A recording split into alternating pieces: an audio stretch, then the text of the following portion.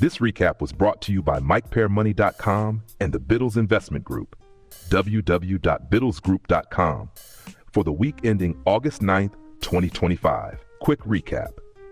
The group conducted a comprehensive review of market performance and sector trends, discussing various stocks, investment strategies, risk management approaches, and upcoming earnings reports.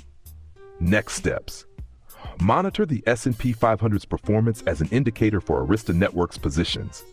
Set a stop loss below the 133 area for Arista Networks. Track the 268 level for XLK as a potential breakout indicator for Arista Networks.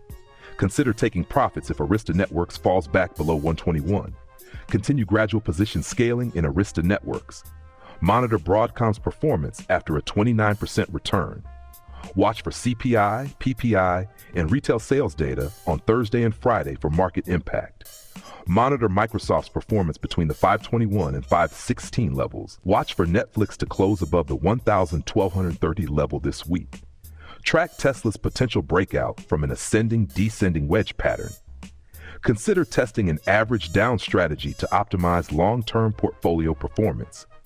Monitor DHI for potential rate cut catalysts and rotation opportunities. Sell Palantir positions early in the week.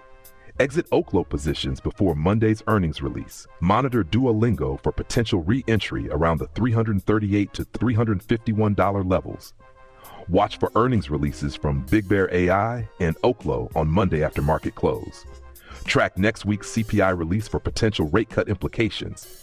Monitor Lowe's and Home Depot for institutional money flow above their 200-day moving averages. Summary. Market analysis and stock performance. The group reviewed market performance and sector trends. Technology and financials were noted as major contributors to the S&P 500's movement. Several individual stocks were examined, including Apple, Amazon, Google, Meta, Microsoft, Netflix, Nvidia, and Tesla. A one-share method for risk management and scaling into positions was discussed. Upcoming earnings reports and economic data releases were also reviewed. Market trends and investment strategies. The discussion covered managing drawdowns and protecting portfolio value.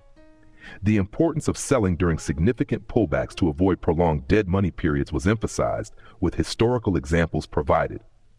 Reducing drawdowns by 50% was noted as a way to potentially double gains on the recovery.